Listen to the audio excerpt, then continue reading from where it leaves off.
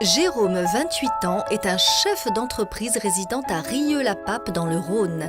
Désireux de couper court aux relations tièdes où chacun vit de son côté, Jérôme décide de trouver l'amour en dehors de l'Hexagone. Séduit par le site Eurochallenge et ses histoires d'amour romantiques, il prend rendez-vous en agence, s'inscrit et très rapidement reçoit ses premières réponses. Parmi elles, celle d'Alexandra, une pétillante jeune femme de 23 ans, exerçant la profession de graphiste à Nikolaev en Ukraine. Pendant un mois, ils échangent par mail, puis ils décident de se rencontrer en Ukraine. La rencontre est magique. Le sérieux, l'intelligence et les bonnes manières de Jérôme se marient à merveille avec la grâce, la culture et la vivacité d'esprit d'Alexandra. Aujourd'hui, Alexandra et Jérôme sont mariés depuis près d'1 an. Ils filent le parfait amour et se félicitent d'avoir cru très fort en leur rêve d'amour sans frontières. On va alors là. Alors au bonheur de Jérôme et Alexandra, et que ce bonheur dure toujours. Donc quand je suis venu m'inscrire à Roux-Charlan, j'étais à la recherche donc, de quelqu'un avec qui partager ma vie. Et j'ai découvert que votre société offrait la possibilité de rencontrer des gens un peu d'horizons différents, en l'occurrence des pays différents de la France, plutôt les pays de l'Est, les pays asiatiques. Donc c'est pour ça que j'ai été intéressé et je suis venu vous rencontrer. Très bien. Et donc, vous m'avez dit tout à l'heure, en dehors de la prise de vue, là, que votre maman était bulgare. Exactement. Ouais. Voilà. Et donc, c'est ce qui vous a ouvert l'esprit vers une personne étrangère, c'est ça?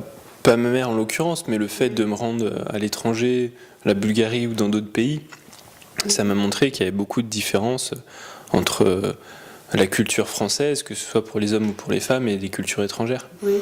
Est-ce que vous savez pourquoi Alexandra a voulu faire sa vie avec vous, avec un mari français?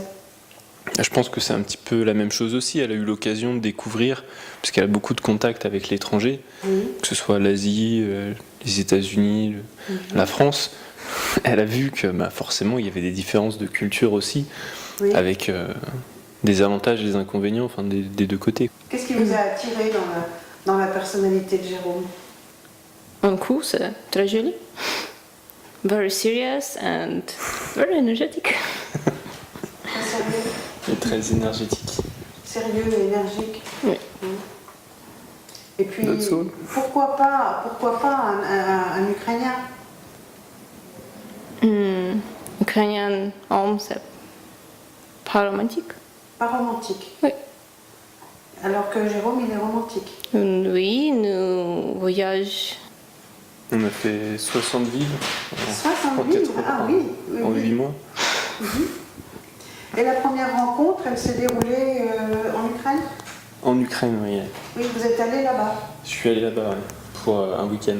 Un week-end. Et ça s'est bien passé? Oh, super. Vous avez fait des beaux souvenirs, là? On a fait du patinage, des balades, des photos. Oui.